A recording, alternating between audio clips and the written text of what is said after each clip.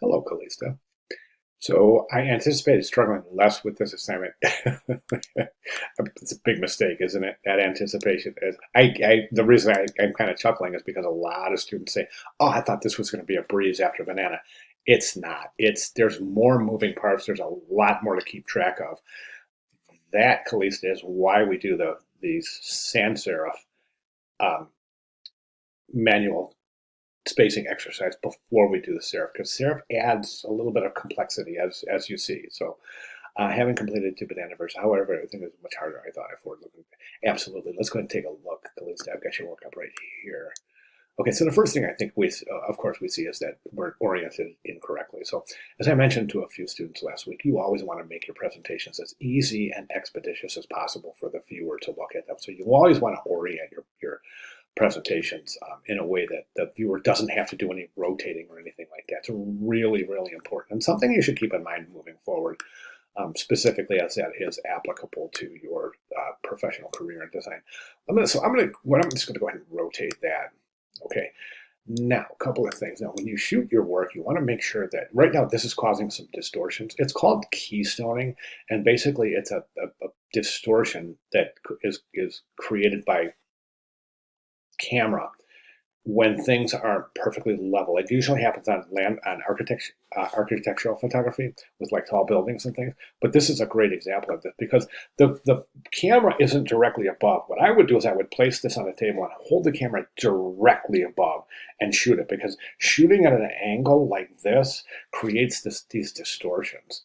See how the edges of the page are both moving into a single point perspective? And we don't want that. We want it because it's causing distortions to the letters. So it's creating a little bit of difficulty ascertaining the success of the shapes of the letters. Okay, so you definitely want to keep that in mind. Now, what I've done here and what I want you to do is I want you to go to the course announcements and, of course, review these three: welcome, how to complete banana, and how to kern banana. Then go to welcome to week 2 and make sure you take a look at these videos. This welcome video and these three. Here's the kerning game. You want to play that. That's a great practice for kerning. And then these three videos right here, to a very high degree, describe and define the importance of kerning and word spacing and letter spacing. Okay, let's go ahead and take a look. Now, in that video, I have in that announcement, there's a video on how to kern fire and ice, and this is the document from that. To me, I consider this to be perfect kerning and letter spacing. So let's go ahead and take a look at this comparatively to your piece, and we'll do so by placing it right over your piece, and we'll make comparisons and comments. Okay, so the first thing I want to mention is craft. This is pretty.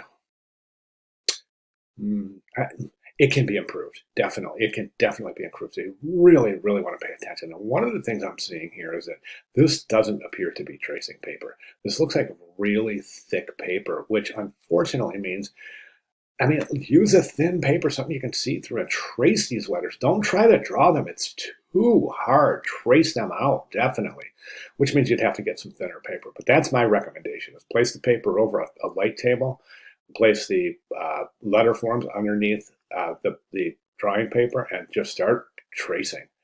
Okay, so we definitely want to improve craft. Now, right now, I think that whoops, didn't want to do that. Right now, I think the space between the letter spacing is really, really wide. That can be improved. That's going to slow reading down, whether it be in a headline situation or even in body copy. Wide spacing slows reading down. So the optimal spacing will create this.